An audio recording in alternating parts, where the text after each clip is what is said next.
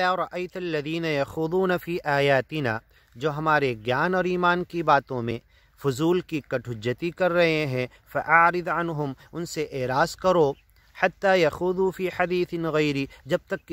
کسی دوسری بات میں وہ نہ لگیں، وَإِمَّا يُنْسِيَنَّكَ الشَّيْطَانُ، اور اگر شیطان تمہیں بھلا دے، فَلَا تَقْعُدْ بَعْدَ الذِّكْرَى، تو یاد آنے کے بعد تم مت بیٹھو، مع القوم الظالمین، ظالموں کے ساتھ، وَمَا عَلَى الَّذِينَ يَتَّقُونَ، اور جو واقعی گیانی ایمانی پکے سچے اچھے بندے ہیں، ان کے اوپر کوئی بوجھ نہیں ہے، ان کے اوپر ذمہ داری نہیں ہے، من حسابہم، ان مذاق اڑانے والوں کا، یخوضون فی حدیث غیری، یخوضون فی آیاتنا، جو ہماری آیتوں کے معاملے میں کٹ حجتی کر رہے، ان کا حساب متقی بندوں پر نہیں ہے، من شیء ولکن ذکرى، یہ تو یاد دہانی ہے، لعلہم یتقون، ہو سکتا ہے کہ وہ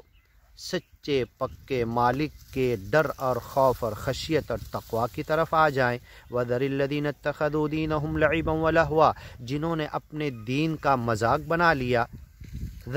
ان کو چھوڑ دو، الذین، جو اتخذوا بنا لیا، دینہم اپنے دین کو، لعبا ولہوا، کھیل کود، وغرتہم الحیات الدنیا، گیان ایمان کو بھول کر، گیان ایمان کو کھیل سمجھ لیا،